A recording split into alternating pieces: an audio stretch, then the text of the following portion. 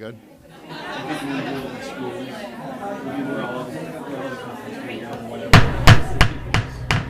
All right, I'm going to go ahead and call the meeting to order. Please rise for the Pledge of Allegiance. I pledge allegiance To the flag of the United States of America and to the republic for which it stands, one nation, under God, indivisible, with liberty and justice for all. Thank you. Since this is the first organizational meeting of the school board, the first thing on the agenda, normally I don't call a meeting to order because I'm not on the board as a superintendent, but it is my job to take nominations for the first officership, which is the president of the school board. And then once the president is selected, then I'll turn over the meeting to the president, and then they will take nominations for vice president, then treasurer, and then the clerk positions. So with that, I will start off by calling for nominations for the president of the school board. Dr. Willett? I nominate Jamie Johnson for president. Okay. I will go ahead and call a second time for nominations for president for the school board. I will call a third time and a final time for president of the school board. All right, hearing only one nomination. First of all, I need to ask Mr. Johnson, do you accept the nomination? Yes. Okay. Knowing that we have one nomination and the nomination has been accepted, at this time, I would entertain a motion. If anybody would like to make a motion, we can do this by voice vote. Since there's only one individual that's nominated, we wouldn't need to do the written ballot. So I would entertain a motion for Jamie Johnson to be elected as the board president. So moved. Second. So we have a moved by Heather. Who's it moved by? Heather, right? And then seconded by Carrie. So I'll go ahead. All those in favor, say aye. Aye. Aye. All those opposed, same sign. All right, Mr. President, I'll turn it over to you. All right. Thank you, and thank you to my fellow board members for this honor. Again, now I will open the nominations for vice president. Mr. President, Yes, Carrie. I would like to nominate Bob Bauman. Okay. We have a nomination for Bob. Bob, do you accept the nomination? I do. Okay. Any further nominations? A second call? Third call. Is there anyone else that wants to nominate for vice president? Hearing none, I would entertain a motion to appoint by acclamation. So moved. Motion by Carrie, Second. second by Molly. All those in favor say aye. Aye. Those opposed say nay. And member Bob Bauman is elected vice president. Congratulations. Next up is nominations for treasurer. I'd like to nominate Heather Laughlin for treasurer. Okay. Heather, do you accept the nomination? I do. All right. Is there other nominations for treasurer? That's the second call. Is third call. Is there any other nominations for Mr. President? treasurer? Yes. I'd like to nominate Rob Brown. Okay. We have a second nomination. Rob, do you accept? All right. So we have two nominations, and I'll call one more time only because there was a nomination. I know I'm kind of going fast, but we got a lot of folks here at this meeting. Is there any other persons that want to nominate? We can have more than two, but we do require a majority vote, which means at least 4, because we have all 7 board members present. And I'm not seeing any nominations, so I'll close nominations, and you are now please mark your ballot.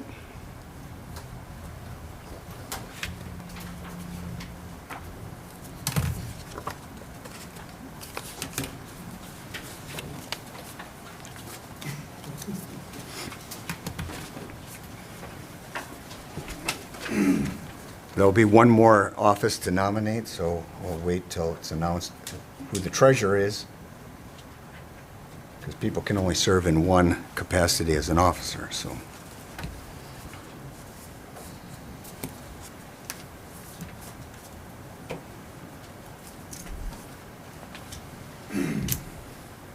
Okay, and the results are in. Heather Loughlin has been elected treasurer.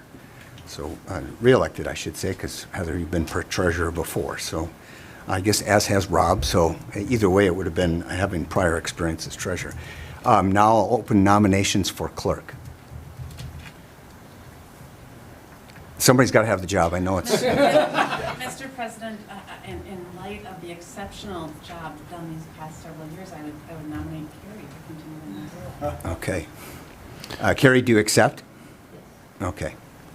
And she's had lots of practice of signing her name, which is one of the chief duties as clerk. That and keeping minutes during our closed session, so, all right. We have one nomination. Is there a second call for nominations for clerk? And third call for nominations for clerk. Give everyone a chance here.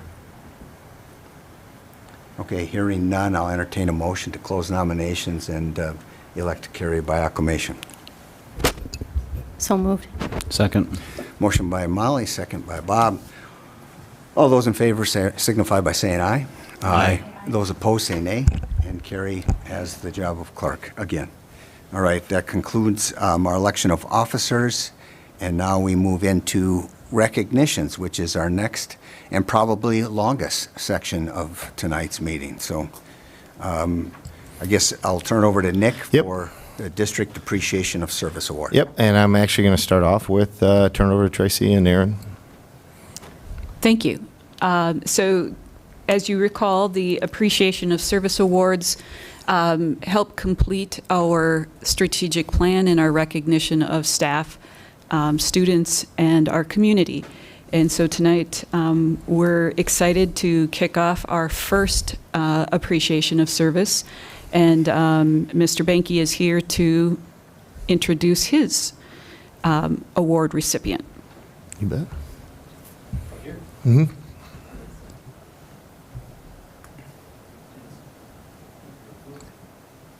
All right, so thank you to the school board for inviting us in to get to do these recognitions. Pretty excited that I'm the first one here to give out one of these awards. So when we talked about this at one of our cabinet meetings a couple weeks ago, a name came to mind right away. We've had a very difficult year in many ways, and so the first name that came to mind is a parent of our building, and this parent actually has subbed at our building over 90 times this school year. Many of those are in a paraprofessional role in one of our cross-categorical programs due to an opening that we had a couple months into the school year. And so I would like to recognize Megan White to come on up and to accept the first award for, what are we calling this award? So I say it right? Appreciation. Appreciation of Service Award. So a little bit about Megan. Her and her husband Scooter moved to the district in 2015 from Arizona. They have 3 children who go to our district. Her daughter Riley is in 11th grade. Her daughter Jillian is in 8th grade. Her son Ranger is at Hudson Prairie. And I know I'm speaking on behalf of the teachers that she works with directly every day. They enjoy seeing her every day show up to the building with a smile on her face, ready to serve our kiddos. And so it means a lot to have consistency in that position. And so Megan came to mind right away, and I'm very excited that I get to recognize her more than just the thank yous I give her every day when she walks in our building. So thank you, Megan.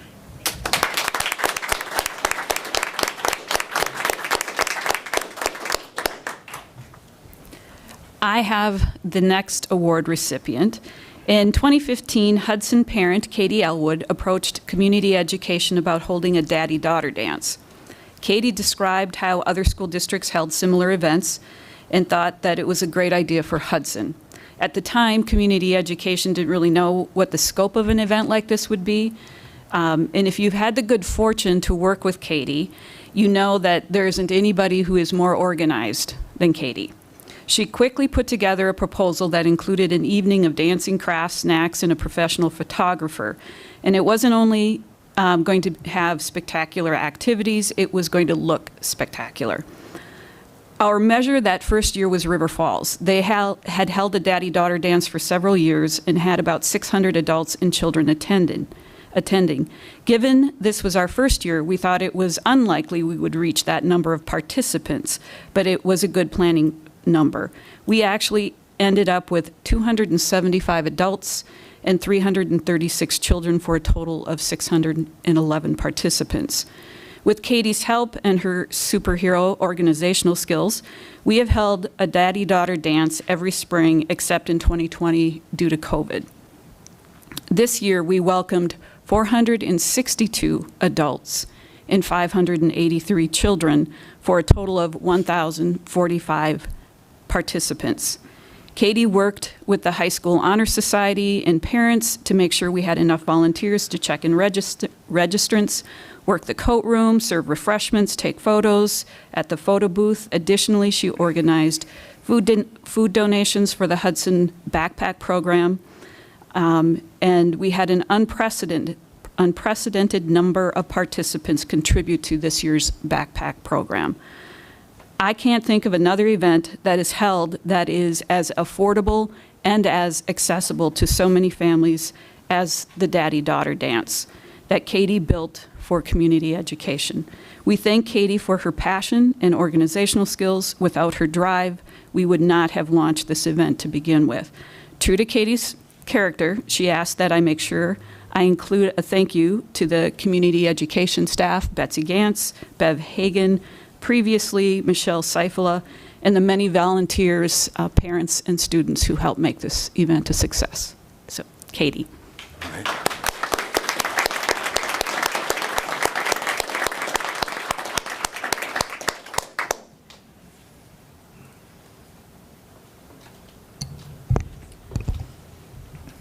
Okay, next up, we are super excited to recognize the Raider Network program at the high school, and I'm going to introduce Julie Johnson, who is the social worker at the high school, to introduce the group and recognize the work that they do.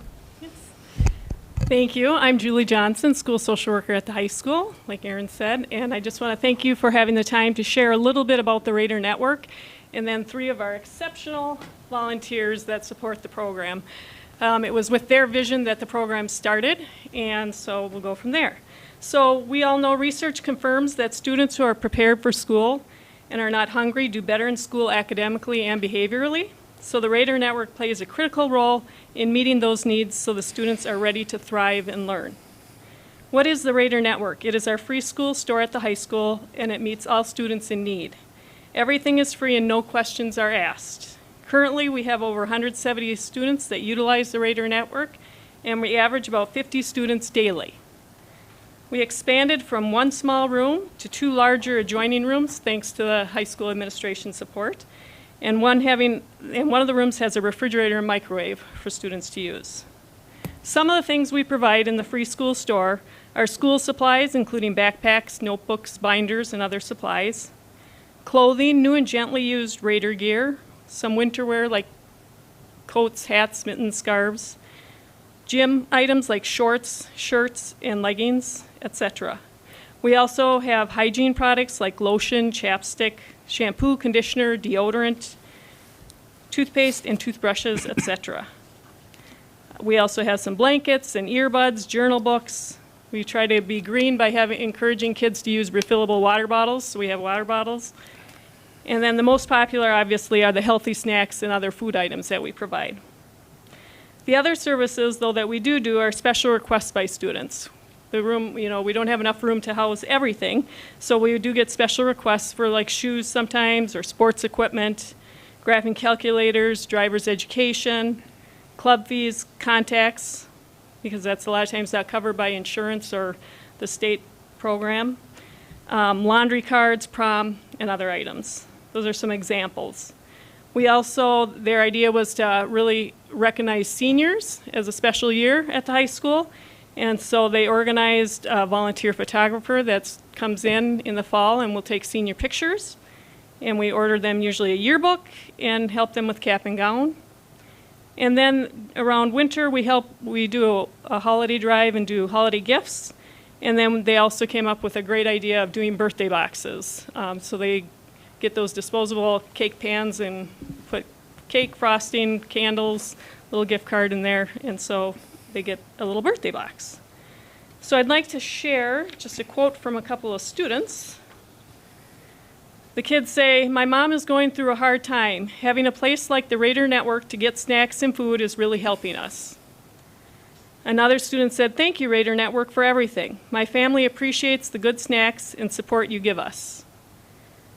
And another one said, "I just want to say thank you for everything you do for us kids. You guys help us a lot, and I am very thankful."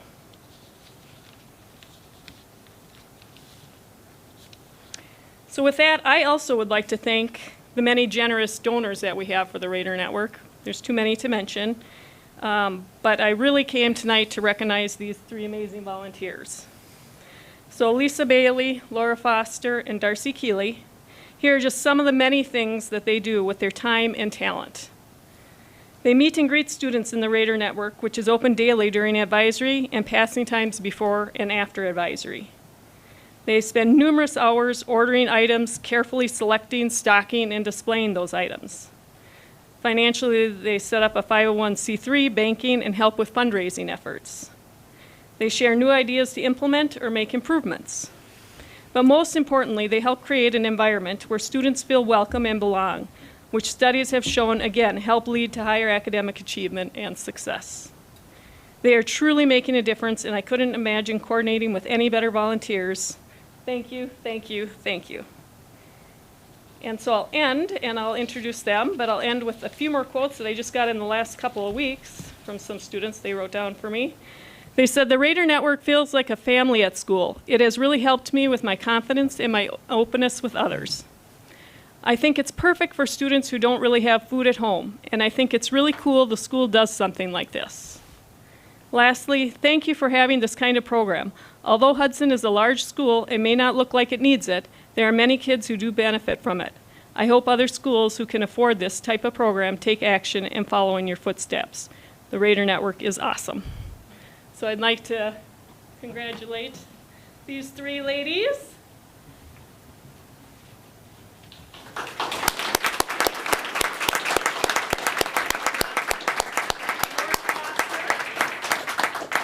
Darcy Keeley, and Lisa Bailey. All right. Thank you. Thank you. And the Appreciation of Service program is something we've just started this year. It's something we're going to do 4 times a year, honor volunteers and folks in our community that go above and beyond to help the district. It'll be May, September, I believe December, and February is when we're going to honor those folks. And so want to make sure we get the word out. If there are other people who would like to nominate people to be part of the Appreciation of Service Award, we'd welcome those nominations and look forward to the opportunity to recognize all the different individuals that make it happen. And we can't, as a school district, we can't provide everything to everyone.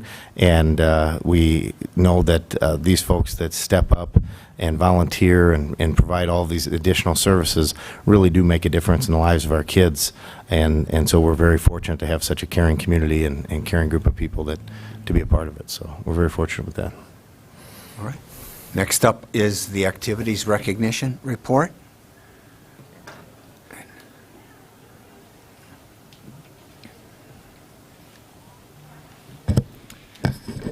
I appreciate you having us and inviting this group in for the beginning of recognitions tonight. It's a group that I would identify as competitive clubs and organizations, and sometimes a group that can fall through the tracks because they don't have a traditional fall, winter, spring season. Hence a great time to have them in May. Everybody's had a chance to wrap up their amazing seasons, as if you've had a chance to read yet, been able to read in the report. But most importantly, 2 things is, one, they're prompt. They were here, they were ready, they have their script, they know what they're doing, so you'll be very hopefully educated on what each group has been able to do this year and then what their experience was. But 2, as one of my advisors, Ms. Cuffle, had mentioned, there's a lot of participation amongst all of them. They're involved in so many different things to hopefully round out that educational experience, but they are everywhere. We've been able to now this year send trips all over the nation with some high performers and at the state level as well and regional level. So I'm excited to begin with DECA, so I'll invite that group up, and having questions for each of them afterwards. They're ready for those too, if you have those. Hello, I'm Blake Buoltz. I'm the co-president of our Hudson DECA.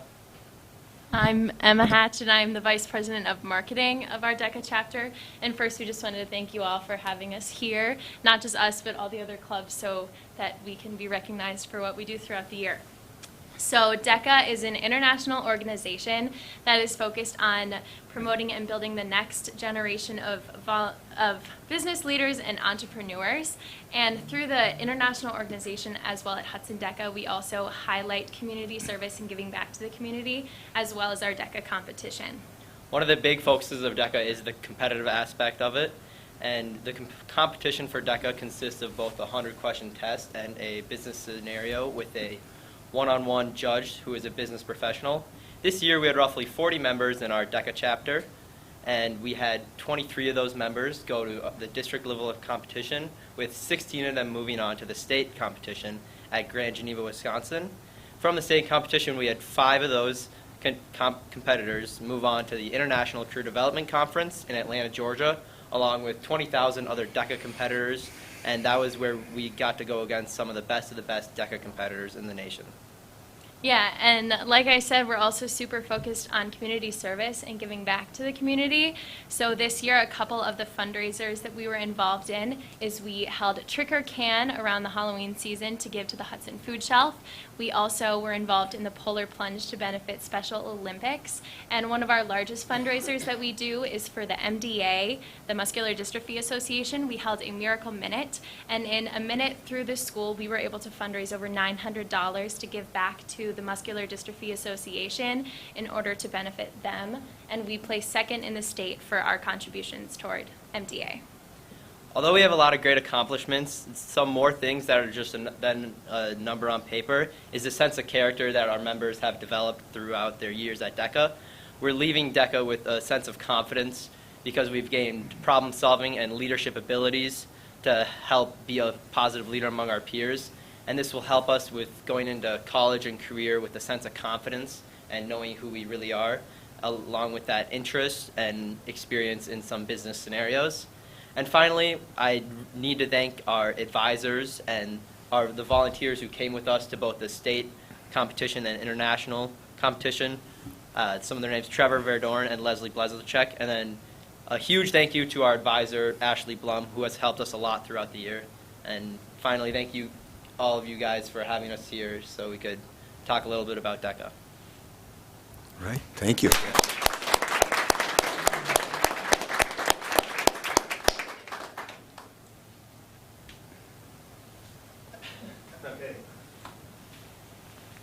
So I'll welcome FFA up, and I'll begin with Mr. Ballard's lucky I did not get my hands on this presentation because I have an amazing video of him kissing a cow a couple weeks ago. Make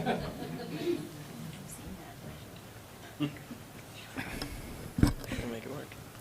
Hi, my name is Blake Smart. I'm a senior at Hudson High School, and I'm vice president of FFA. And hello, my name is Tori Berger. I am a junior at Hudson High School, and I'm the president of our FFA club.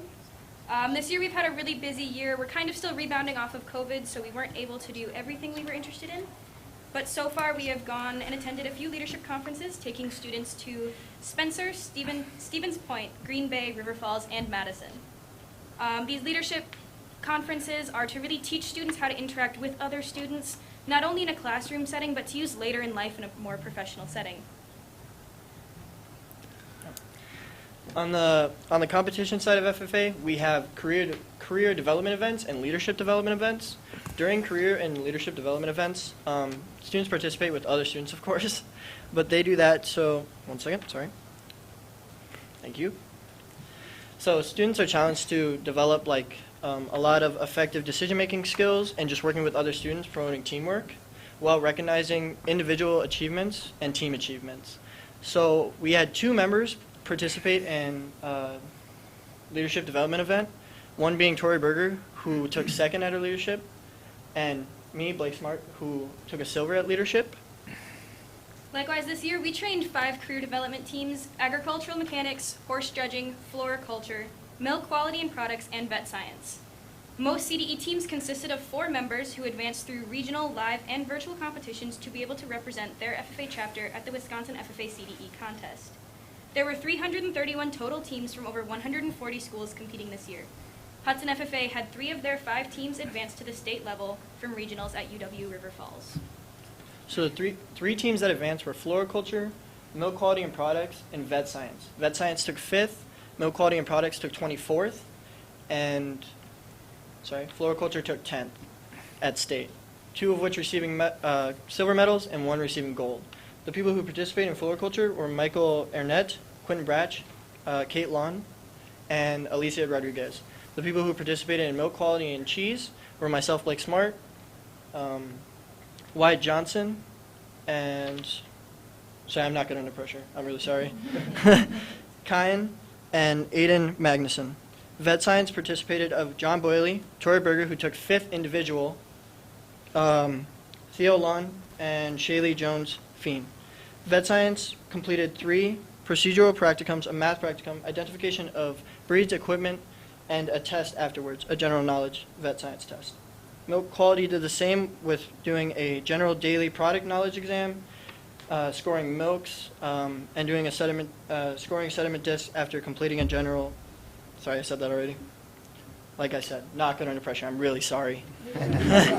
Floriculture consists of one-on-one sales, forage arrangement, and the identification of plants, equipment after a general floriculture knowledge exam. And likewise, as was mentioned earlier, we just recently went through our FFA week, which is normally in February, but it's a national week to represent not only FFA as a club, but also agricultural education in total. We had multiple events, such as a trivia booth during lunch, as well as was mentioned earlier, our Kiss a Cow contest, which Mr. Ballard, our principal, and Frau Buckmaster were the lucky winners to Kiss a Calf. We would also like to thank you for inviting us here to speak, as we really do feel that FFA has allowed us a lot of new opportunities, and we would really like to continue with our program. And I want to do a special thanks to Ms. Kuffel, because she's been a really great teacher and she's helped a lot of us get better grades. All right.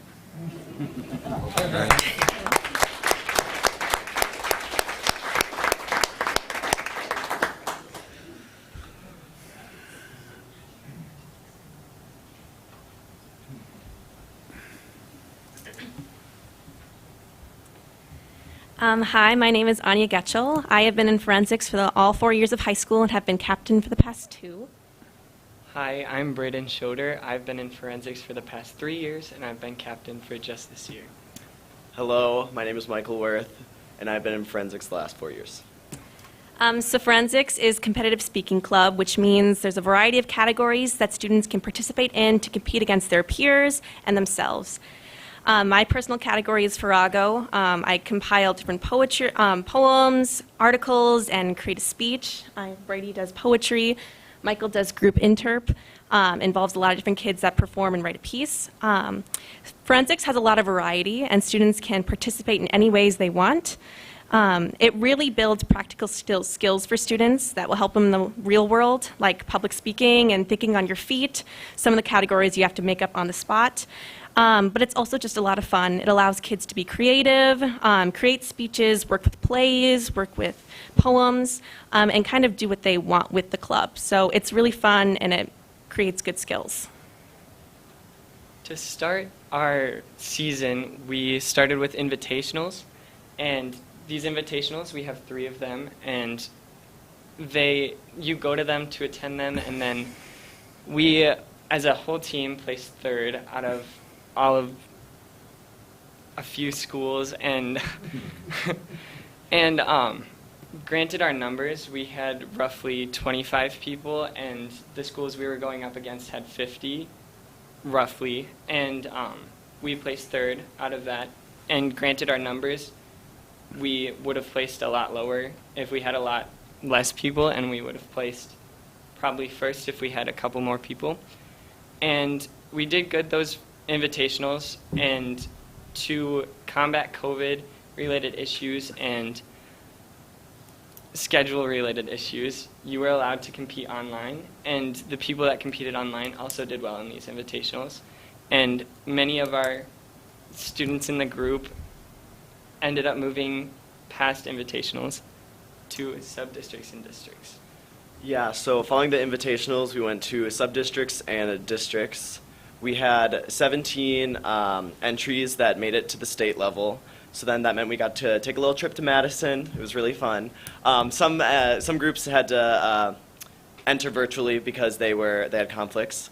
But we ended up earning 9 gold medals and 8 silver medals at state, which we were very excited about.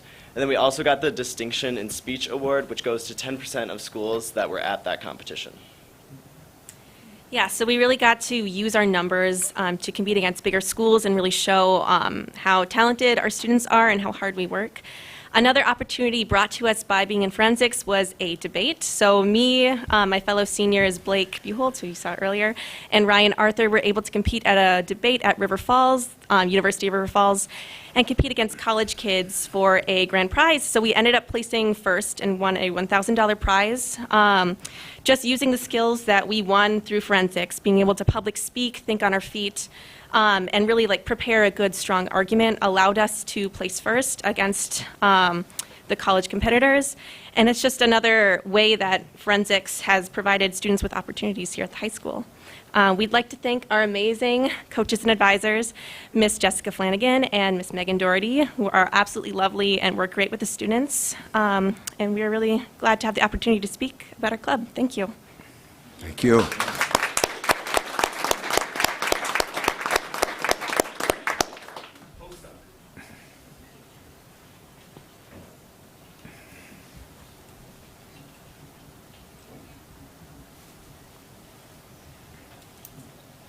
Hello, my name is John Boyley.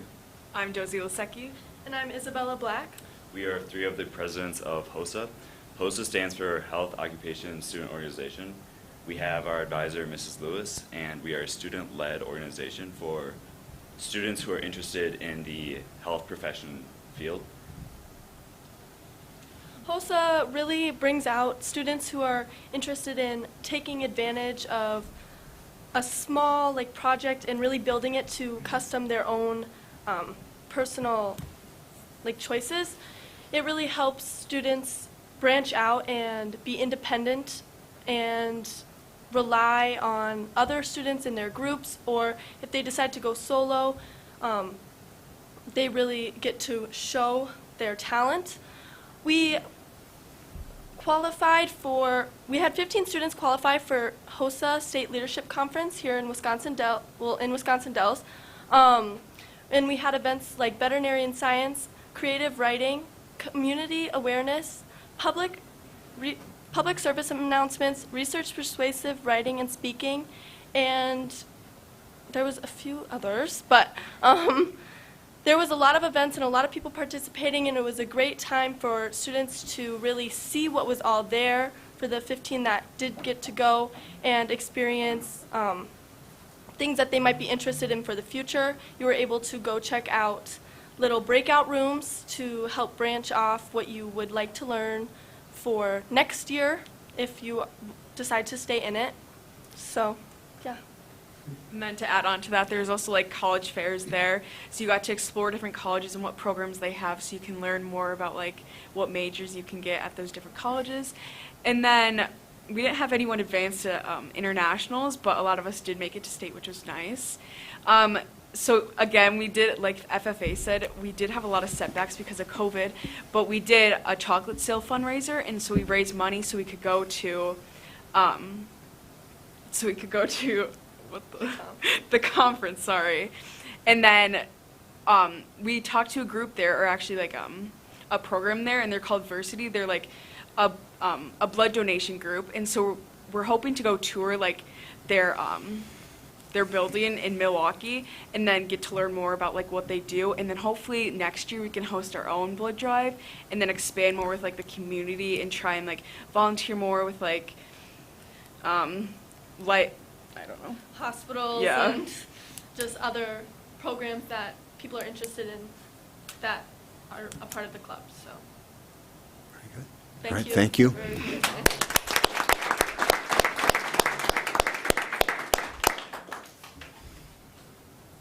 And one-act play and quiz bowl. Quiz bowl was already presented, or did already present to the board, and one-act play had a conflict, so we'll bump right down to Science Olympiad. Hello, my name is Travis Hostrader, and I'm representing Science Olympiad. So I've been in Science Olympiad ever since freshman year, and that's also the year that the club started. So it's been a really great experience growing along with the club. And I think we've established a very welcoming and inclusive environment where people can come even if they aren't sure if they're going to do well or if they know a lot of people. We're very good at bringing people in and including them and making them feel welcome. So, excuse me. This year's been our best year so far as we grow as a team. So we've gone to state this year and we placed 10th. And we also medaled in 7 events and we placed 2nd in 2 of them and 4th in a number. So other aspects of our year. So we've gone to about 5 meets, and state was at UW Stevens Point, and it was nice going to meets this year in person because last year all the meets were online, and this year half of them were online. Science Olympiad has been a really great experience because I've got to learn a lot about topics that interest me, and I've also made a lot of friends there, and I've met some great teachers like Mr. Flibiak and Ms. Gehring who are very supportive and always help us. That concludes my summary of Science Olympiad. Thank you. All right.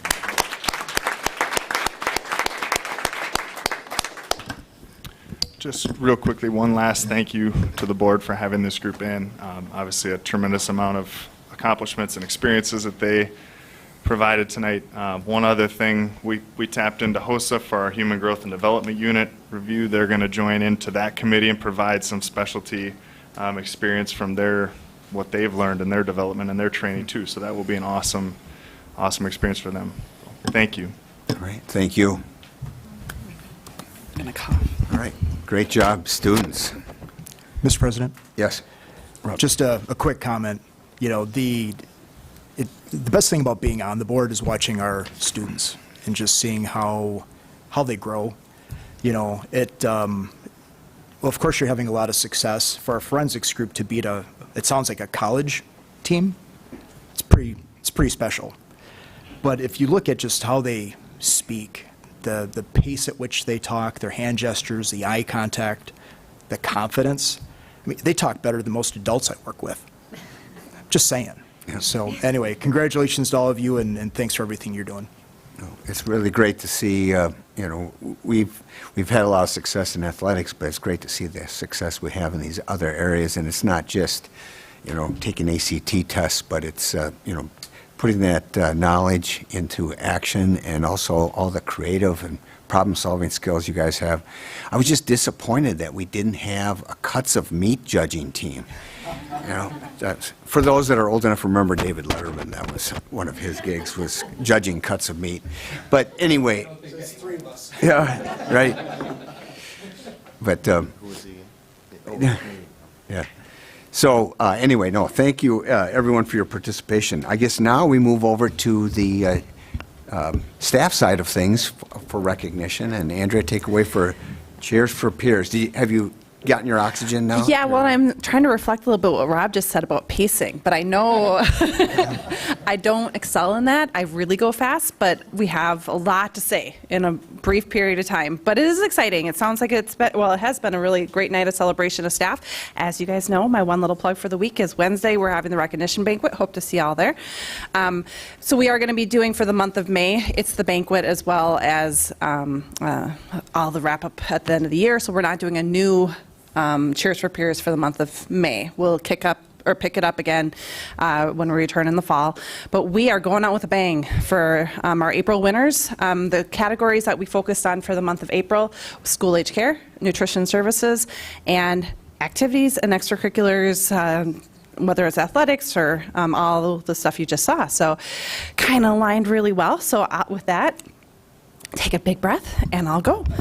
So first up is Kelly Dorr, School Age Care. She was nominated by a lot of people. I'm sure a lot of you know Kelly. She's was nominated by Michelle Beer, Kim Domeyer, Jess Mollis, Meg Gornick, Jennifer McConnell, Jody Campbell, Tom Johnson, Jessica Seiler, and Jody Youngman. A few snippets from some of the recognitions. Kelly always goes above and beyond for School Age Care family. She attends their extracurricular events and asks about their family. She shows she genuinely cares. She is constantly looking for additional fun activities for the kids and really seems to enjoy her job. Kelly gives her heart to School Age Care and the children that attend it. Kelly is an amazing asset to the school. So that's first up. She's been the lead at North Hudson and has worked in the district for 7 years. Next up is Colleen Gullickson, also School Age Care. She's been the lead at EP Rock and has worked in the district for 10 years. She was nominated by Kelly Robertson, Jody Campbell, Sarah Tetmeyer, Michelle Kalesia, and Tiffany Edblom. Colleen always does what is best for the kids. She always has their best interest in mind and truly cares about each of them. She has the patience of a saint and is always finding ways to accommodate a child's needs. Colleen is awesome at her job, is always willing to help out whenever you need it. She leads a great team at Rock. Colleen makes School Age Care a place where kids have fun, are part of the EP Rock school community, and really want to be. So again, Colleen Gullickson. Next up is Angela Gable. She is a counselor at the middle school and is a GSA club advisor. She has worked in the district for 16 years and was nominated by Dana Miller. Angela Gable's dedication to the students at Hudson Middle School and the GSA goes beyond measure. She is supportive, dependable, and a fabulous role model for all students and staff. I admire Angela for her ability to stay neutral in many situations and her professional tact. Angela goes out of her way to make students feel heard and is a safe space for students to come to when they are in need. All of us at HMS are truly fortunate to have Angela as our colleague and friend. Then we have Jamie Holm. She is a science teacher at the high school and also coaches track at the high school and has worked in the district for 23 years, and she was nominated by Betsy Gantz. I work with district coaches scheduling the practices and facility needs. Jamie stands out as uber organized, always submitting her needs well in advance, and is so easy to work with. She is always willing to share space when needed and keeps up the positive vibes. I'm sure this shines through with the athletes as well. Then a little unique one for nutrition services. We kind of lumped all three into one because it's been a rough year with nutrition services. It's been short-staffed the entire year, and it really meant a lot that the heads, as well as many other people, recognize each of our three lead people in nutrition services. So first up is Nicole Sigmund. She's Assistant Director of Nutrition Services, been here for 2 years. Jen Johnson is the Nutrition Services lead at the high school and has worked in the district for 10 years. And Simone Cardozo is the Nutrition Services purchaser and has worked in the district for 13 years. And again, they were nominated as a trio by district staff, including all of the leads at the other buildings who are seeing everything they're doing. And so we really felt it was, they called and asked if it was okay if they did that. And I thought that's super awesome, of course, so had to pick them. So real quick, this dynamic trio has accomplished mighty feats in this department. These women encompass the foundation of this department and simply cannot be matched.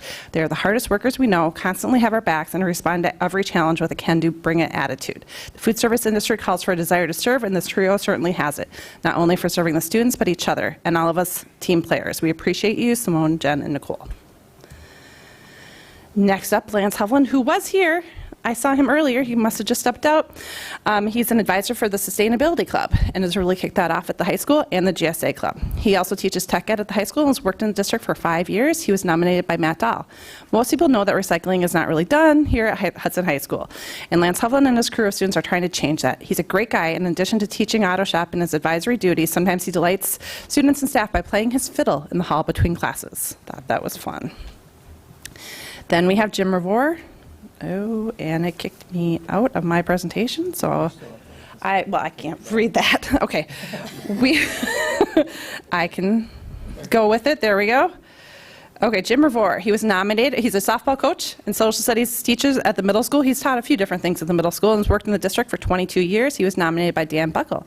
Whenever I hear Jim talk about what he is teaching his softball team, it is never about how to hit a ball or make a great play to third. He consistently talks about what kind of life lessons he can incorporate into his time with them. His heart is pure gold when it comes to the young people that he interacts with, and he is able to see beyond the day-to-day lessons and grasp the gravity of what it means to teach kids. I can guarantee that if you interview any of his players, they wouldn't remember the wins and losses of their seasons with Jim as much as they remember how he helped them navigate through life. And then last but not least, Megan Halverson, School Age Care. She's the School Age Care lead at Willow and has worked in the district for 11 years. She was nominated by Jenny Derrick, Jody Campbell, and other district staff. Megan shows up early and is ready to work and play. She's always upbeat and fun with her students and staff. Megan puts all the kids' needs that are in her care and all the kids she meets first and foremost. She's been an excellent addition to collaborate within our 4K program at school. Happy to know her. Megan cares deeply for her students. She greets every student by name and has a way of making them feel welcome and excited to come to school. Kids tell me about her with excitement all of the time. She makes a huge difference. And there we have it. Those are our 10 award winners. Because of the recognition banquet this week, we're going to wait till next week to deliver the baskets. But we'll be delivering that, and it's a fun way also to celebrate with the buildings as we're bringing the baskets to the staff. All right, let's congratulate those teachers and staff.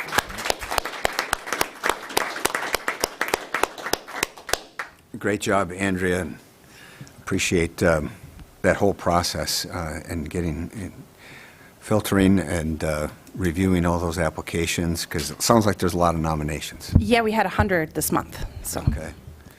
That's excellent. All right, so next up is the time for citizens' requests to speak about non-action items. Do we have anyone that wanted to speak about non-action items?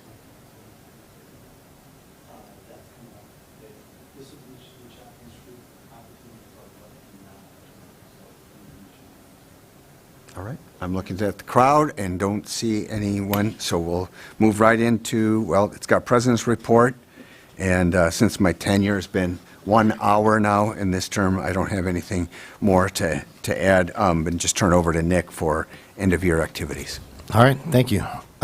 So first thing, end-of-year activities, just a reminder for the board, there's 3 kind of major activities that are coming up Wednesday. This Wednesday, we have the Staff Appreciation Banquet. That'll be at Hudson High School.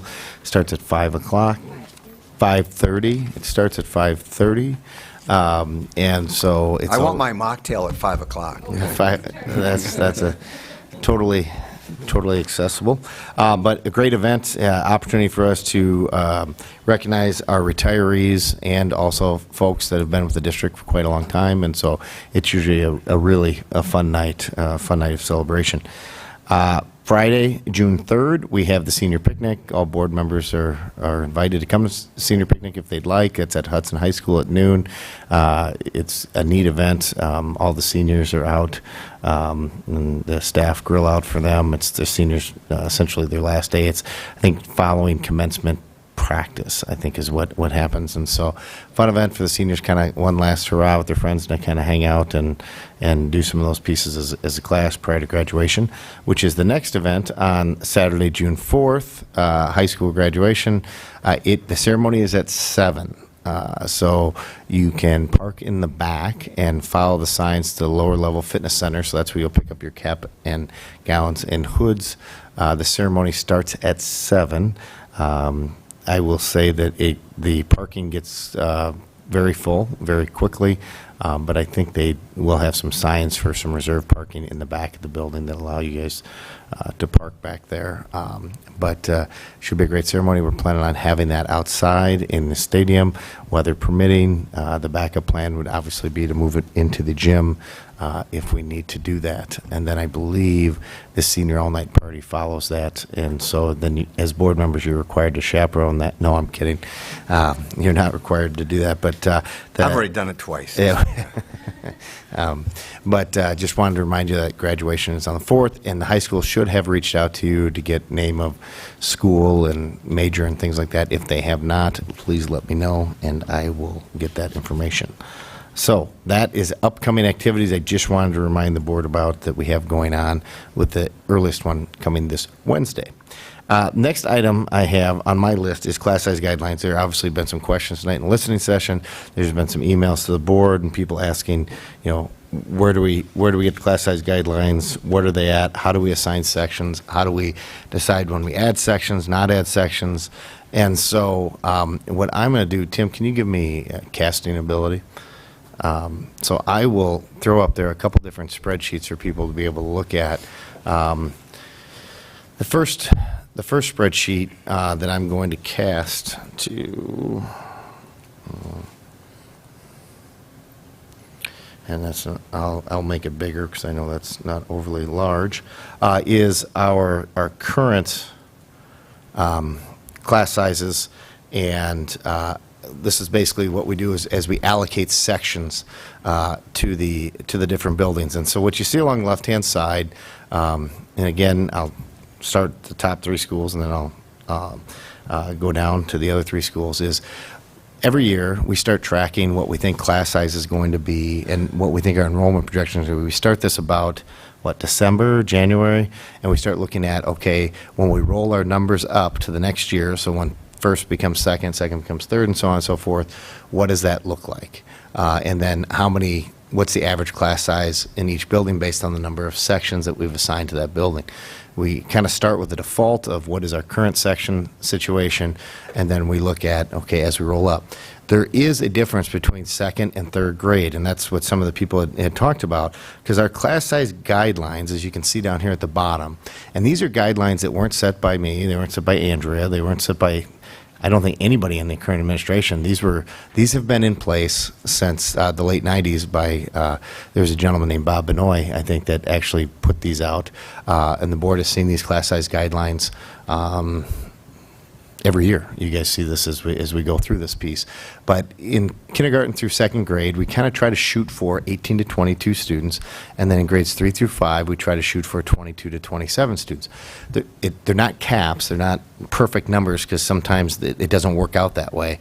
And so when we do our spreadsheet, what we do is any of the numbers in white, basically, let's see here if I can, when you see a number in white at the bottom, which is the average class size, that means they're within the class size guidelines for that grade level. If they're in green, that means they're actually under the class size guidelines for that grade level. And if they're in red, they would be above the class size guidelines in the grade level. And so as you can see from this, where we're seeing this current year, we do have a few classes that are over the class size guidelines, one at Willow River, when I say one grade at Willow River, so it could be potentially multiple classrooms over the class size guidelines. It would be 2 classes of 23 and 1 class of 22 in first grade. At North Hudson, we had some move-ins very late in the summer where we were sitting really well with North Hudson at 22, and then all of a sudden we have some move-ins. And so at kindergarten, all of a sudden our class size at North Hudson went to 2 over the class size guidelines. Typically, what we try to do there is we do provide additional support. We provide additional counseling support to go in and do some of the kind of the life skills type of teaching and things like that. But we also provided paraprofessionals to help in those classrooms as well, because we know that 24 kindergartners in there, that's a lot to manage. But you get to a certain point where when we start to get all of a sudden, especially in kindergarten, it can be kind of shaky, because we'll have people that don't register for kindergarten and then all of a sudden show up the first day of school with their kindergartner. And so, but when we originally had this allocated, I mean, these class sizes were more in like the 20, 21 range, and then all of a sudden we added quite a few kindergartners right at the end in August. Hudson Prairie, in this current year, has 2 different classes that are slightly above class size guidelines. So the second grade class is currently class size guidelines would be 22 to 18 to 22, and the current second grade class is at 24.25 in each of the classes on average. And the current third grade class, the class size guidelines go to 27, so we have 2 classes of 28 and 1 class of 27 currently at Hudson Prairie. So we have gone slightly over the class size guidelines by 1 student in 2 of the classes. And in second grade, we've actually gone over the class size guidelines, the current second grade class, by more than 2 students in several of the classes. And then at Holton, which is one of our more challenging buildings because it's a 2-section building, and what you'll see is class sizes can range anywhere from that, 21 or 14. If all of a sudden you have 28 students in second grade, you split it in 2 sections, and now all of a sudden you're in 14. That's one of the challenges that we run into with having some of our smaller buildings is as soon as you add a section, it drastically changes what the class sizes look like. And so, as you kind of work through it, and then you can see at Rock, they only had one grade level that was under the class size guidelines, but everybody else was basically in the class size guidelines. So when we go to what we're projecting for this coming year, again, we haven't changed any of our our class size guidelines. It's just what are we looking at allocating? And so when people say out there that we're trying to cut the budget or things like that, one thing you can notice is that a lot of our sections are very green. Actually, 15 of the 36 grade spots are green, whereas this current year, I think there were 5. But there are some sections that, and some grades in different buildings that are over our class size guidelines. For example, Willow River has 58 kids in 4th grade projected for next year. And so we try to look at, okay, what's reasonable, what's the balance? And so one of the things that happens, we'll go in there and say, okay, if we allocate a 3rd section, then that class size drops down to 19. Not totally out of the realm, but that's basically as we're trying to look at these different things. We are planning on allocating essentially the same amount of sections this year, or this coming year, as we had this year. I think within, what, 1 section? Is that where we're at, Andrew? However, right now, as the elementary numbers sit, we are down about 50 students. And so, as you look at any of these things, whether it be Hudson Prairie, that has been brought up, there's 1 over the class size guidelines in 4th grade. Rivercrest has 1 over in 1 class and 2 over in the other class. And then at North Hudson in 2nd grade, there, 2 over in 1 class and 1 over in another.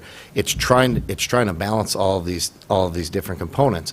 And so overall, our class sizes are very good. There are just certain pinch points that we've run into, and that if the board says, hey, we want to add sections, we can absolutely, we can do those things. It's just, we typically try to watch this, and, we'll go about another month or so before we kind of say, okay, we're hitting a point of, it's hard to start to add sections because of hiring and things like that.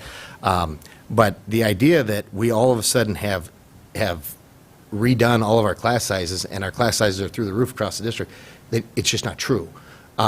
There are several areas where classes have risen up. Willow River's 4th grade primarily, Holton's 2nd grade, North Hudson's 2nd grade next year, and then Hudson Prairie's 4th grade next year. So as you can see, we've actually, because we have fewer students in the district at the elementary level, and we're holding pretty steady on the number of sections, we are sitting at more green than what we would typically be at this time in past years. The one thing that we did do is we did make sure that we allocated at the kindergarten level, we allocated the number of sections to make sure that we didn't get to that 24 situation like we have at North Hudson. And so everything is about kind of making choices one way or the other, knowing that, sometimes, we'll have to make adjustments.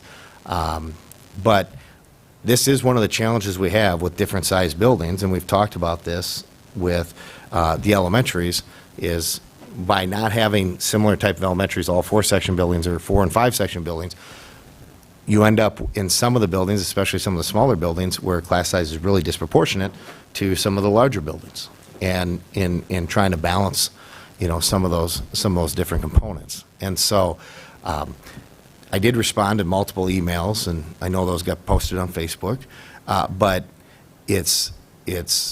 we are watching it. We do try to look at what is the class makeup.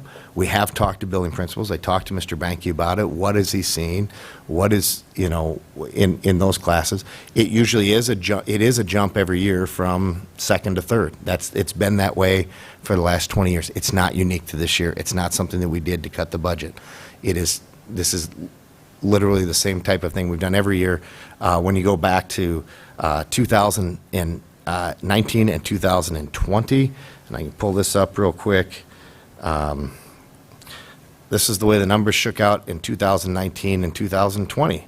We actually had more red sections and fewer green sections than what we currently have this year.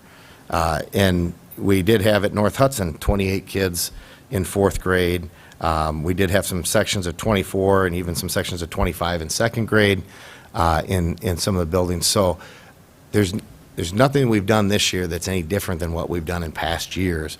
It's just a balance. Now, if the board says we want to allocate more, more sections, we can do that. It's as our enrollment has gone down, that means our revenue goes down.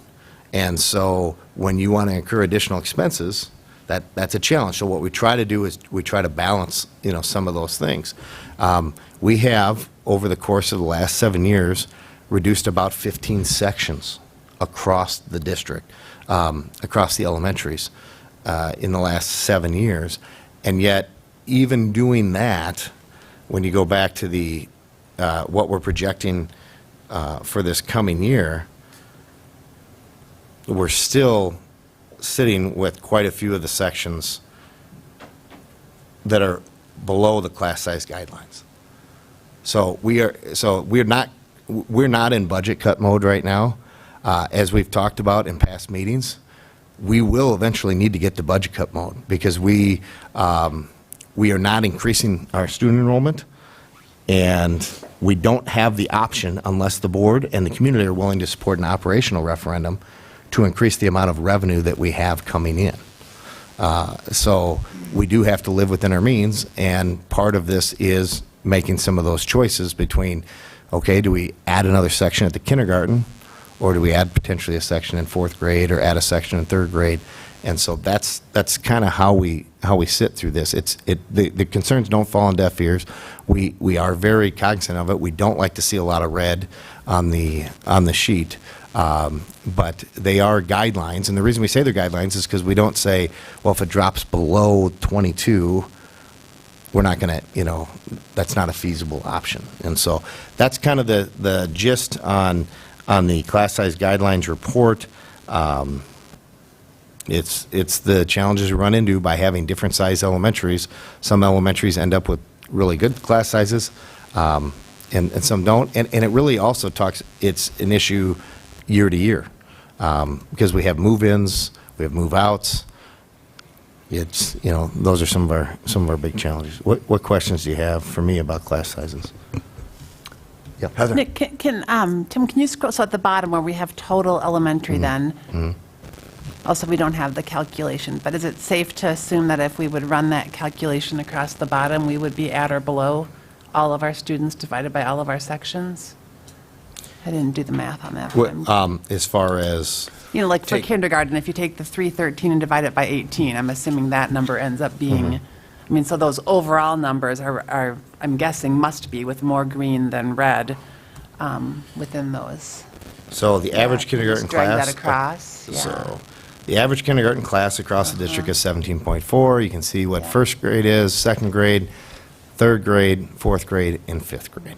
So our average class sizes across the district, if everything was distributed perfectly, in a perfect world,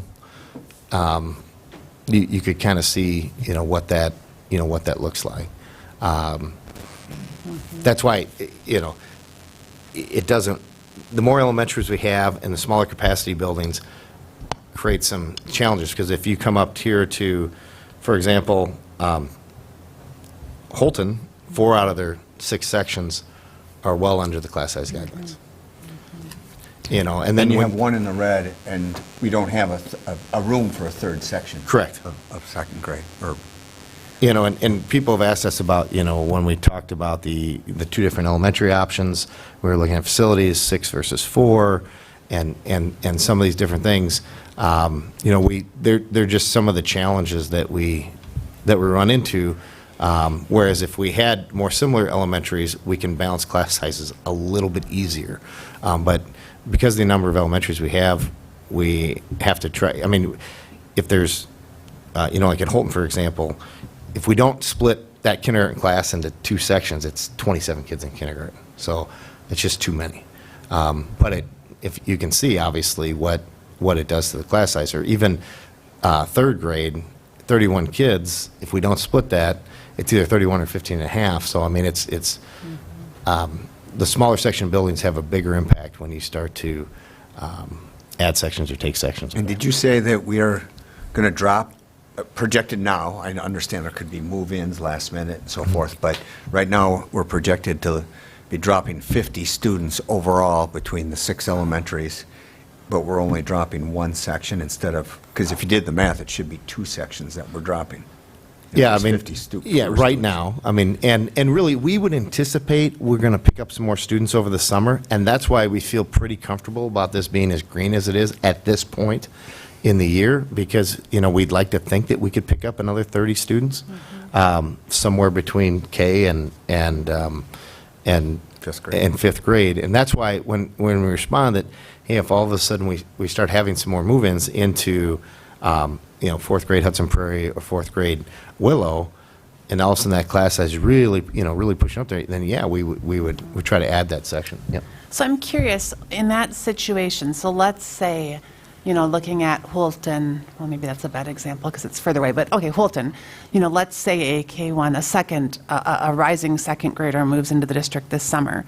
Would that parent know about that and be given the option of instead having their student attend North Hudson? I mean, how is that handled with when kids are moving into an already oversubscribed, if you will, grade at a neighborhood school? Well, I mean, when they move in, that's the building they're assigned to based on their attendance. So if they chose a boundary exception, then they would have to provide their own transportation Okay. For their child if they do that. And we moved the boundary exceptions. So if you remember 4 years ago when we redid all the elementary boundaries, we had almost 400 plus students every year on boundary exceptions, Yep. and everything was kind of all over the board. So what happens is with boundary exceptions, every year we look at these numbers by moving all of the kids that are in a building back to their home school. And then we look, because we've said, we're not going to overload a grade for a boundary exception. And that was the directive from the board at the time, is we're not going to overload classrooms because people want to go to a school that's not their home school. And so there will be some children, based on these numbers, that, if they hold and we don't add additional sections, that are currently going to certain elementaries that will have to go back to their home schools because those sections are overloaded. Okay. Mr. President? Rob? So just as an example, Rivercrest, since it's there, we know Rivercrest is a 3-section building. We know our budget's about $77 million in total. And we know what the cost of a teacher is. What's stopping us, other than budget, from adding that additional section in third grade? Excuse me. Because ultimately, that would mean 19 kids in a grade. We look at fifth. Fifth's at 20 and a third kids. And so from a student health standpoint and a teacher sanity standpoint, why wouldn't we add that teacher there? I mean, similarly, when we look at Willow River, if you wouldn't mind, Tim, scrolling up just a little bit. Where do you want to go? The Willow? Willow's up, yeah. And so, similarly, we see 58 kids, and that is a 3-section building. Why wouldn't we? Because if we add a third section, it bounces closer to the rest of the grades than it does as 2. And I mean, certainly, we have a lot of conversations we need to have around budget, for sure. But at the end of the day, if our core focus is our children, and we're talking potentially, one additional teacher in maybe 3 of our elementary schools, I mean, it's just something that we should talk through. No, absolutely, and we can absolutely add those sections. Is it going to bankrupt the district in 1 year? No, but it's anywhere from $75,000 to $100,000 to add a section. So eventually we are going to get to a point. We know we're going to get to a point where we are going to have to cut, and so that would be compounding things that we know we're going to potentially have to cut over the next year or two. But if the board says, hey, you know what, let's add it now, and we'll deal with cuts and deal with budget issues down the road, you absolutely can do that. I think you need to be careful, because every dollar you add to expense right now is potentially a dollar you're going to have to cut down the road. Right now, if the state, we can tell you right now, if the state doesn't help us out with funding in the next biennium budget, I mean, we could have multiple millions of dollars budget shortfall that long-term, we have savings to be able to, to weather that to a certain extent, but similar to paying your mortgage out of your savings account, eventually you're going to be out of savings and the mortgage is still going to be there. I had So- a question and follow-up to kind of answer Rob's rhetorical question, why wouldn't we?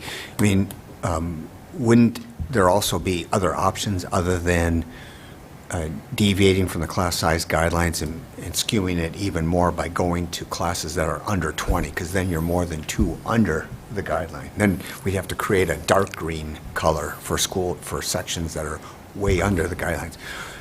These are just guidelines, and we try to have more green than red. I think that's a good goal. I agree with the student sanity, teacher sanity, and student welfare and everything is primary. But you gave the example at the one, I can't remember which school it was, the kindergarten, I think it was Holton Kindergarten, where there was extra kids, like 24 in a kindergarten North class. Hudson. North Hudson. It was North Hudson. Current year, yep. And so you're deviating from the class guidelines by 2 instead of just 1 at some of these other reds.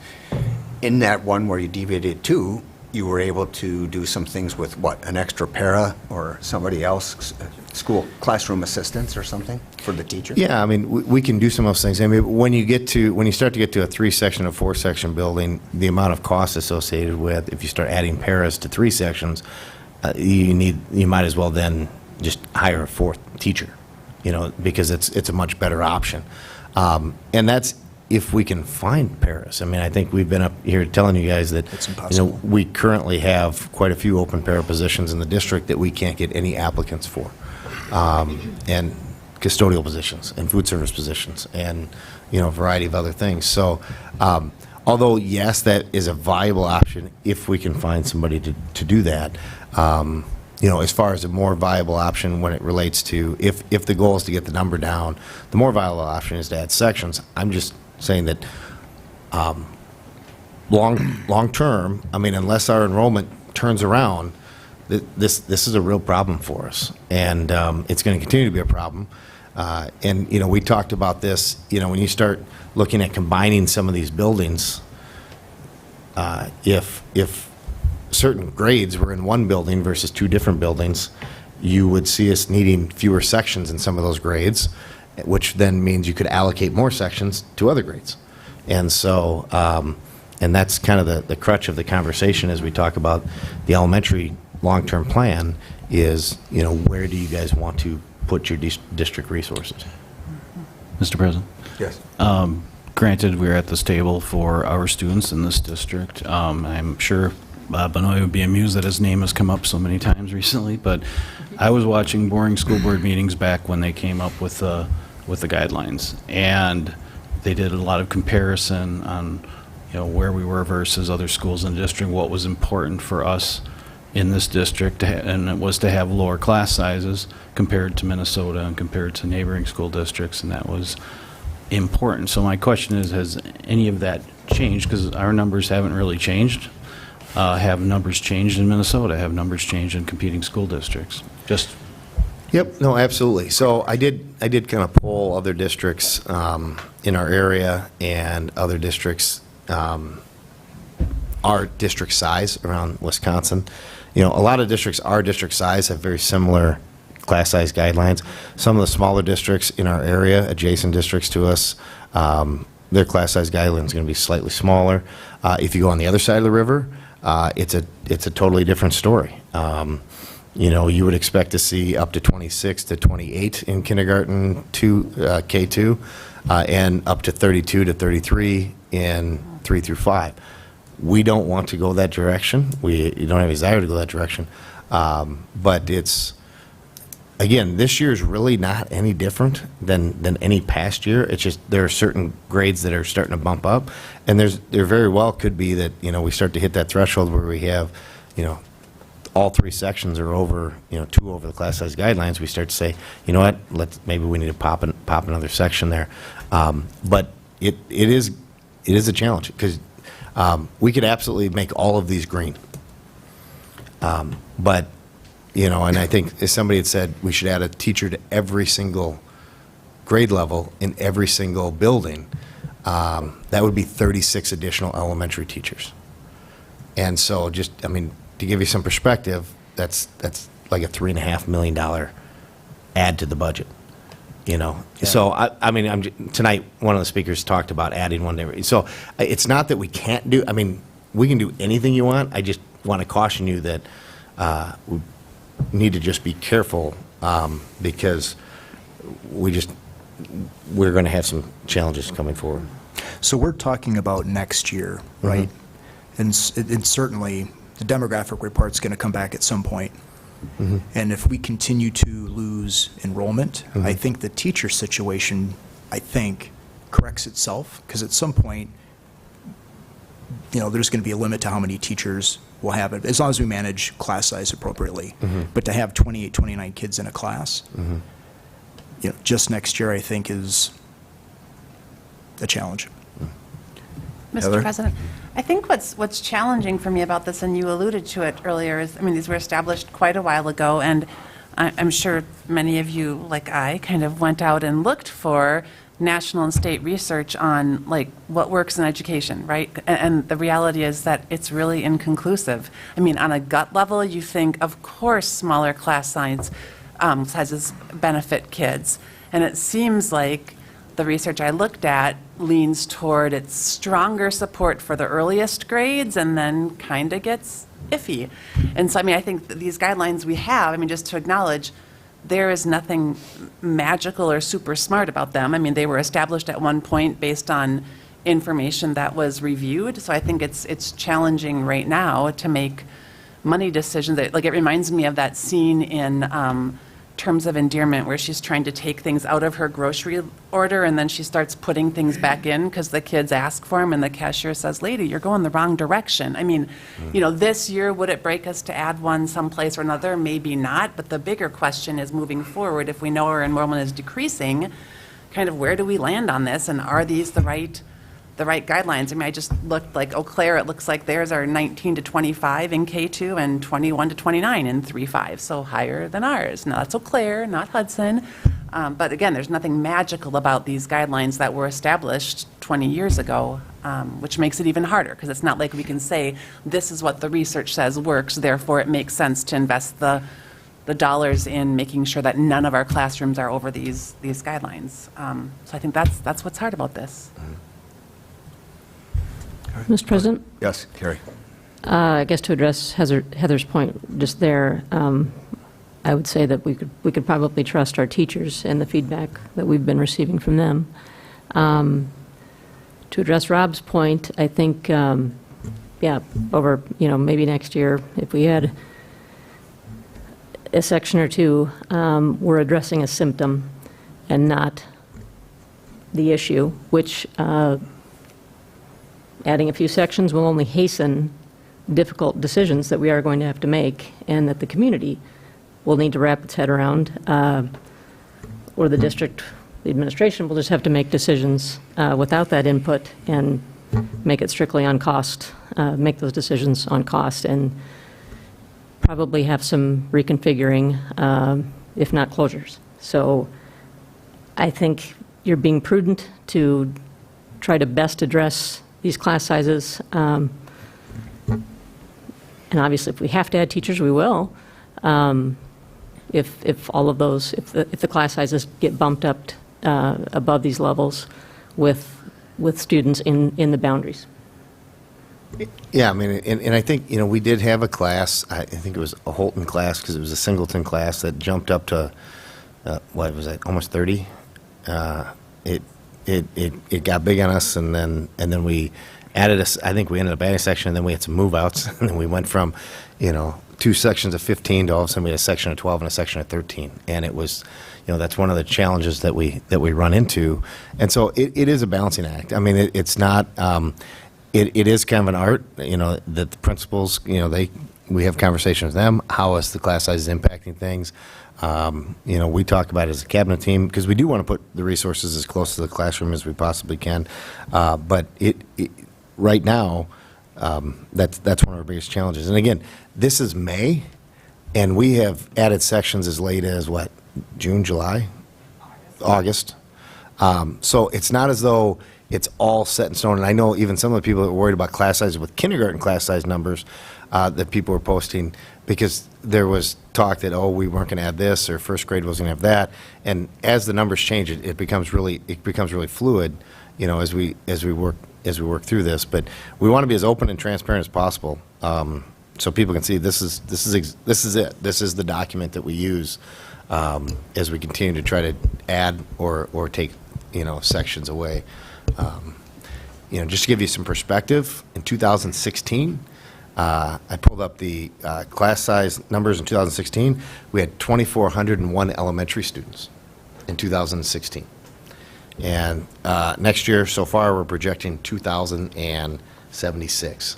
That's, you know, 325 fewer elementary kids than we had 7-8 years ago. And what happens, and the reason why it's not perfectly fluid, is because you can't add as kids come, and you can't take sections away at the same time. Like, we can't sit there and say, oh, well, Rivercrest, fifth grade, you know, they lost 2 kids, so let's all of a sudden take it down to 2 sections. I mean, it's sitting really under the class size guidelines at 20.67, but if we take it down to 2 sections, then you're at 31 in a grade. And so that's really what we're looking at. And then the question becomes, it's not just one grade, because it's like, okay, if we add another section at Prairie, how do you justify adding another section at Prairie if you're not going to add another section at Rivercrest, and you're not going to add another section at North Hudson, and you're not going to add another section at Willow River? I mean, so it's not just adding a section, it's potentially adding 4 sections of classes, because how do you know, as you kind of work through that. And we do keep an eye on those things, because sometimes 1 or 2 kids, it does kind of make a difference when you start to look at the averages. Mr. President. Also, I mean, to look at Holton, it's a small school. I'm sorry. Look at Holton as a small school, and it's been low class sizes historically for a long time. It's never been fair to the rest of the kids, you know, at other schools that had, you know, 23 kids, 22 kids, and there's 14 kids in a class at Holton. At some point, you know, the community has to understand that the inefficiencies of our buildings, you can't have low class sizes and inefficient buildings. So you're going to have to decide, you know, do we want six schools? Well, we're not going to have 18 kids in a class. So I think the communication obviously has started. It's not going to be easy. It's going to be difficult. But the studies about, you know, large schools versus small schools, what's better, I mean, that's debatable as well. The budget is the budget, and we don't want to make decisions always based on a budget. It should be based on student need and what's best for our students and our community. So we have to, going to add on to what Carrie said, some of these decisions are going to be difficult, but we need to communicate them. Kate, did you have a comment? I did. I know we're talking about the whole big picture, and we do have decisions we need to make, but in the right now, I wonder, what are we doing in these bigger classes that is supporting the teachers, or is helping those kids that maybe are struggling in math? Do they have some extra help coming into the classrooms? And defer to Dave on that. Yeah, so the resources follow the needs of the students. So we do have a math assistance program, and the schools that have higher numbers have a greater proportion of the total allocated resource for math support. Reading support is the same way. That's driven a little bit more by title allocation, so that follows free and reduced numbers. But that's another resource that's there. We have been creative with individual classrooms that required additional support, specifically the North Hudson kindergarten classrooms, because those numbers were quite high. So there is a certified teacher that has part of his day scheduled there supporting, and then also an allocation of the counselor time is dedicated to that classroom. So we try to personalize as much as we can. Certainly, I mean, there's always more we can do, but we do try to bring the resources where they're needed. Is long-term subs still an option out there? I know it's difficult to find paras and things like that, but Certainly, long-term subs we use all the time, especially with maternity leaves and all that. We probably at any point in time have 5+ in the district. and often retirees. And so if that would be something that Learning Sports Services would say that we would want to explore, there are definitely people out there. And there just gets to be a point where if you're going to try to have one person split their time over 3 rooms, you get to a point where you say, actually, we're better off allocating the resources to adding another section. And so that's why, you know, and those are the conversations that we're having constantly. Does it make more sense to just add another section than to try to provide additional resources to supplement? And that's what we kind of go back and have those conversations. And this is the May 9th look at class sizes and section allocation. We could come back in June and it could look slightly different as we look at it. And the reason we have to start doing this in January, because we have to start thinking about building our budget for next year, even though we don't know what we're going to get from the state until 3 or 4 months into the budget. The thing that's so different right now that the board has to start to contemplate, that they haven't had to contemplate for about 15 years, is we have no more underlevy. So we used to have an underlevy. It was as high as $13 million annually. I think when I got here, it's down to 0. It's not because we've just spent and spent and spent. It's because we've been cut and cut and cut because we've lost enrollment, and you know, we've kind of juxtaposed our state aid to property tax expectations in our funding. And so we've been expected to, because we're an affluent community, we've been expected to put more money on property tax, less money on state aid, and it's a constant challenge. So just to give you some perspective, and for people watching, our budget that we approved this year that we're currently in is 0.5% lower expenditure-wise than the previous year's budget, and our underlevy went from $4 million to 0. So it's not as though we are just spending like crazy. It's not as though you know, we're not conscious of those things. But in past years, we've been able to add sections and do some things that where we're not up against levy limits. Now, as you add sections to the budget, you are going to have to pay for these things out of savings in order to cover costs. Do we have savings? Absolutely. Can we handle eating into those savings? Sure, we can. We don't quite know what the next couple of years are going to look like. We are facing unbelievably high inflation, which means we are having to give higher raises than we've ever given in probably, I think, since we've been keeping track, in order to try to attract and retain our staff. And it doesn't look like that is going to let up anytime in the foreseeable future. Just to give you some perspective, when we bargained with teaching staff 2 months ago, we were capped at 4.7%. That's what CPI, according to the Wisconsin Employment Review Commission, was at. In the last 2 months, that number changes every month. That number is now up to 6.2%. So it has gone up 1.5% in basically the last few months. And so all of these things are pressures that we have to keep we have to keep an eye on. Are we going to be making some cuts down the road? Yes, there's no doubt about it. We're going to have to make cuts. We will have to make cuts at the administrative level. We'll have to make cuts, you know, at our certified staff level, at our support staff level. There's no doubt in my mind we are going to have to make adjustments. Unless all of a sudden applied populations comes back in the next week or so and says, boy, you're going to have this huge influx of kids, it just doesn't seem to be the case. We are a very affluent community. It's not new to us, or it's not only us that are having enrollment issues. A lot of districts in that kind of that 4,500 to 12,000 student range, they're kind of older suburbs, established suburbs, are not seeing the enrollment growth or the enrollment keep up that we've had in the past. And then on top of that, you couple that in Hudson with, you know, the price of housing is extremely, extremely expensive. And that's going to continue to be our challenge for many years to come. So, if you know, and again, the board's not taking any action on sections tonight. You know, we'll continue to monitor. We can add to the work session, have more discussion. We can add it as an action item if the board wants to direct the administration to do something different at the June board meeting. But you know, we'll continue to keep an eye on it over the next few months and add sections, you know, if we absolutely have to.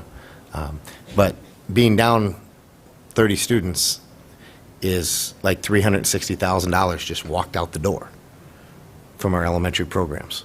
And then if you add 4 sections at anywhere between 75 and 100,000, you've now, added anywhere from 300 to 400,000. That's a $700,000 swing in 1 year. That's where it starts to compound and become a challenge for us. It's not because we don't love kids. It's not because we don't care about kids. It's just we have to make some of these decisions. And if all of a sudden we start picking up some more kids and we can add some more sections, we would absolutely do those things. This isn't, we are not in budget cut mode yet. I know people are thinking we're cutting the budget. We are not in budget cut mode yet. This is just purely how we've operated for the last. And as you pointed out, you went back in prior years, we've had more red sections than green. For next year, we actually have twice as many green sections as red already projected. We actually have 3 times as many green sections as red right now. We have 5 red sections and 15 green sections. But the reason they're green is because we have a lot of small sections. You can't really go from, like at Holton, you have 43 kids in 4th grade. You can't really cut that down to 1 section. That'd be so I mean, it's just kind of the nature of it on some of these things. So that's some of our bigger All right. challenges. Well, like I said, I'm always open with when we set up the agendas, whether it's work session or action. Usually everything's discussed in work session, but I think this is something that the board could put on for a work session or even put on for its retreat in June, which reminds me we need to set that date. We'll have to do that later this month. All right. Any other questions about class sizes? All right. Yes. Kind of what's the latest realistically, from a practical standpoint, if we were going to increase and needed to bring a teacher in, kind of by when would that decision need to be made? Is it now, June? I mean. Now would be great, the latest, but I mean, we still get decent hires in June. Okay. Once we start posting in July, then it's end of July date, that gets to be pretty tough. And so that's where, the conversation too is, okay, we have had some phenomenal hires in August, and we have, but we've also had some less than phenomenal hires in August, probably more times than the first. And I think about, what does that look like?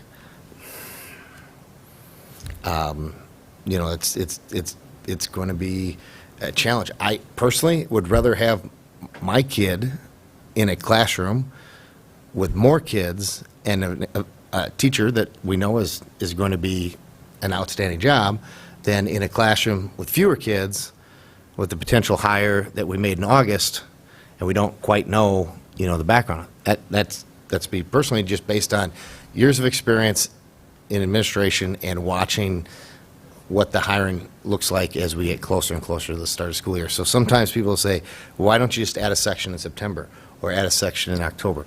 Those are things we can do, but sometimes you're actually better off having your kid in a larger class size than in the smaller class size with somebody we hired in September or October. Yeah, good. Rob? So to, I guess, Kate's earlier point, if we're looking at not adding teaching staff, does it make sense to add supplemental resources to a classroom? So if we likely won't find a quality teacher in August, does it make sense to supplement more so than some of the additional tutoring and what have you that might be available? Yeah, and we've done that in the past where we've tried to hire paraprofessionals, educational associates in those classrooms to provide additional services. Yeah, absolutely. I mean, that's not out of the realm of things we've done. Go ahead, Dave. Yeah, and I think the point that Nick was making earlier is an important one to think about mathematically. If you're talking about a small section school, a 2-to-1, adding a paraprofessional absolutely makes sense if you have a large class size, because splitting it isn't viable, but adding one person adds the resources all to those kids. When you're in a 3-section school or a 4-section school going to 3, that's when you run into that dilemma that Nick was describing, where if you add someone, you almost have to add someone to each class, and at that point, you're up almost to the same expense as hiring a teacher. So the math plays out very differently depending on the size of the school. Because it can run about 3 paras for the cost of 1 teacher, depending on how experienced the teacher is and everything, yeah. All right, well, is there anybody opposed to putting this on for the next work session for further discussion? Yeah, okay. Are we putting it on the work session to try to make the decision on this and taking it out of administration's hands? Well, I think it's working with administration, depending on what their recommendation is, as opposed to... You can have it. It's all yours. Yeah. You can have this. Well, no, just because I don't want that decision. I mean, I think we've given them the guidelines, so yeah, we can discuss it. An important And at the end of the day, the decision may be no changes in class size guidelines and no additional direction beyond that. Okay. But I think that there is some things that There's talked about. the boundary exception deadline has closed, and so we'll be considering that before the next work session. So this will change based on whether the boundary exceptions are approved or not for the particular buildings. So we'll have new information, what you're saying, in 2 weeks. All right, good. I have a Yes. quick question. Molly.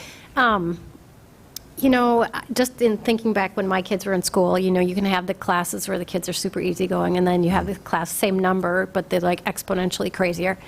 I would assume that when you're having a class of 29 in 3rd grade or 4th grade or whatever, that the teacher, if he or she needs resources, is asking for them, and the principal is coming to administration or HR and saying, we really need to do something. You know, keeping in mind that, yes, I'm sure everybody would love to have a smaller class size.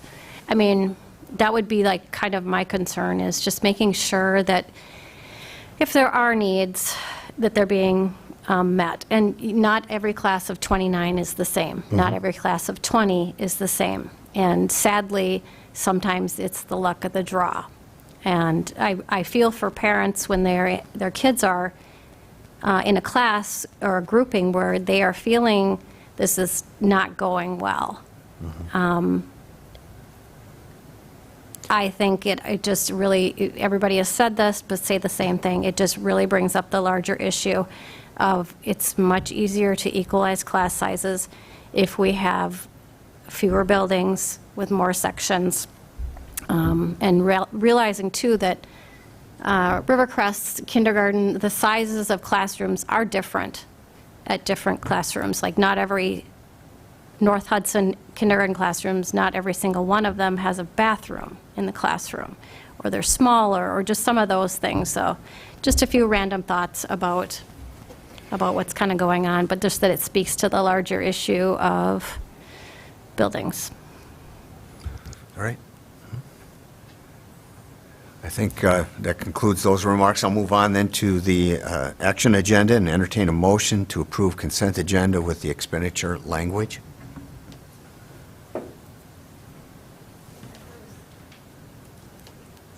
One of us now needs to fill out the financials. Mr. President? Yes. Move approval of the consent items and that the Chief Financial and Operations Officer be authorized to pay bills in the amount of $821,611 and maybe 66 cents. Yeah. Yeah. Don't even need the glasses. All right. Very good. There's a motion. Is there a second? Second. All right. And there is a second. I think Heather by a millisecond. All those in favor signify by saying aye. Aye. Those opposed say nay.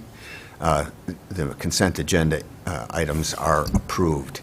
Next up is social studies curriculum selection. We discussed this at the work session. Some board members had opportunity to take books home and so forth. So are we taking action on this, Dave? Yes, that's the plan. And That's what we'd is like the to see. action recommended? The action would be to approve the recommended slate of texts as presented. Okay. Mr. President? Yes. I would move that we approve the recommended slate of texts as presented. Motion by Heather, second. Second. All right, we have a second by Molly. Is there any further discussion on that? I have to say that I took 3 and, got my workout in by carrying that bag, with me both home and had extra reading material. I didn't get back to my book. I still haven't finished Hamilton yet, so I put that book aside to pick up, and I looked at the U.S. history, sociology, and of course, your law class. I had to look at that. And I was impressed, with the books. I just wish that I had those books when I was that age. And reading, quite a few different chapters. There is no critical race theory. There's nothing even close to that being taught in those books. Or any of the other things that people have been waving flags about. So I just commend the selections. They look excellent. Well, we appreciate it too, and we appreciate the careful deliberation that went into the process. I know that teachers appreciate you weighing in specifically. This is the first time we've taken the new curriculum process through to completion, and really appreciate all the support, and I know the teachers do as well. All right. Any further discussion on that? All right. And we had the list, I guess the list is up there, of all the different classes that we're approving. And these are the quote-unquote required texts versus any kind of the electives, reading. yeah, the electives are included. Yeah, I'm sorry, that's a required text for the course, but it includes elective courses and core courses. Yes. Right. Mm-hmm.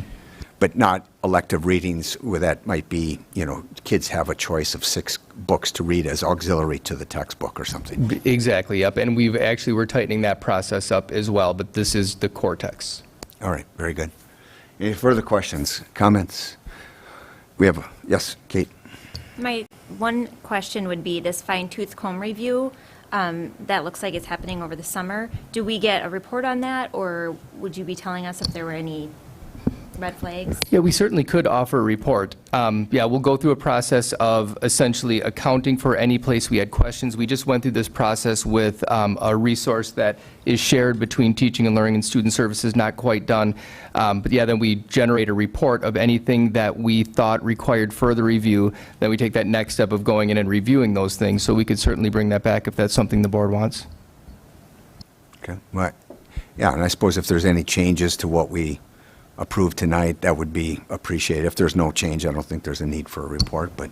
And typically the result of that might be like one lesson or a couple lessons. We say, we're going to skip this lesson, or actually preferably is that we add lessons. We find, or add resources. We find something that may be slanted one direction or the other, and then we bring in supplemental resources to balance it out. Okay. All those in favor of approving the administration's recommendation for curriculum selection, curriculum resource selection, signify by saying aye. Aye. Those opposed, nay. The ayes have it. It's approved. Now we have handbooks. We'll approve them one at a time, I guess. Erin? Sure. So the first one, we have the high school student handbook, which we reviewed at the work session as well. Again, just trying to make this document a little more user-friendly, concise, and just aligning to policy updates. So an addition since the work session for the middle school and high school handbook was just additional nutrition services information. Okay. Is there a motion to approve? So moved. Bob got the motion. I'll give the second to Carrie. Any further discussion? Hearing none, all those in favor of approving the high school student handbook as presented signify by saying aye. Aye. Aye. Those opposed say nay. The ayes have it. Next up is the middle school student handbook. Yep, so the middle school handbook, as we talked about at the work session, was really just updating staff names. This went through a big revision last year, so this one is pretty straightforward for 22-23. We got the years right and everything. Yes, so, we yes. do. All right, That's good. important. All right, all those in favor, or, well, let's have a motion to approve, I guess. So moved. Second. All right, motion by Molly, second by Kate. All those in favor signify by saying aye to approve the middle school handbook. Aye. Those opposed say nay. The ayes have it. Yes.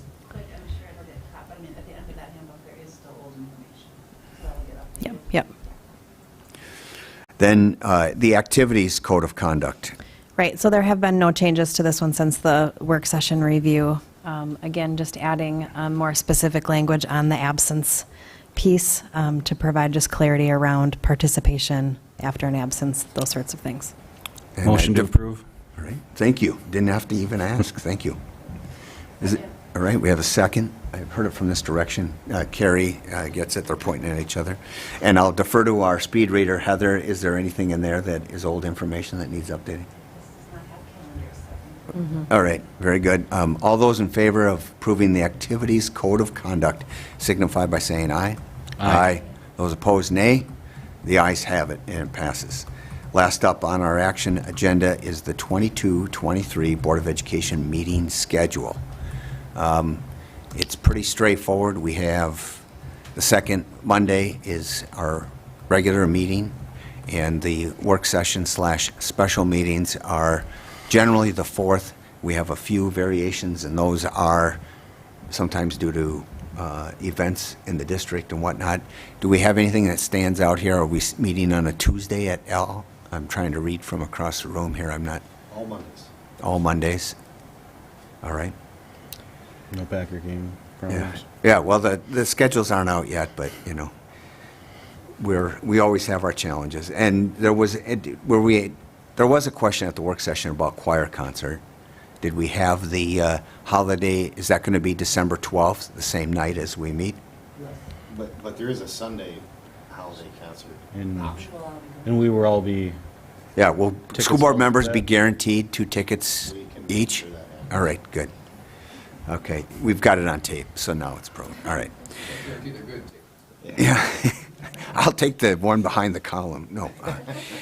All right. So is there a motion to approve the board meeting schedule that goes out through, can you scroll down, please, through the end of May, which takes us to, you know, the next new board will be elected? So moved. All right. We have a motion by Molly, second by Heather. All those in favor of approving the schedule as presented signify by saying aye. Aye.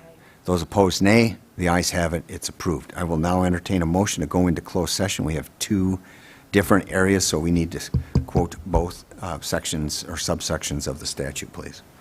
Mr. President, I move that we convene in closed session, A, pursuant to Wisconsin Statute 19.85, Parent 1, Parent C, to consider the employment, promotion, compensation, or performance evaluation data of school district employees, and B, pursuant to Wisconsin Statute 19.85, Parent 1, Parent E, to conduct public business requiring competitive bargaining. All right. We have a motion and a second to go into closed session from which we will be adjourning for the evening. This requires a roll call vote. Bauman. Aye. Brown. Garza. Loughlin. Powers. Whitaker. Johnson. Aye. The ayes have it. We will move to closed session. We're just going to head to the conference room in the back, so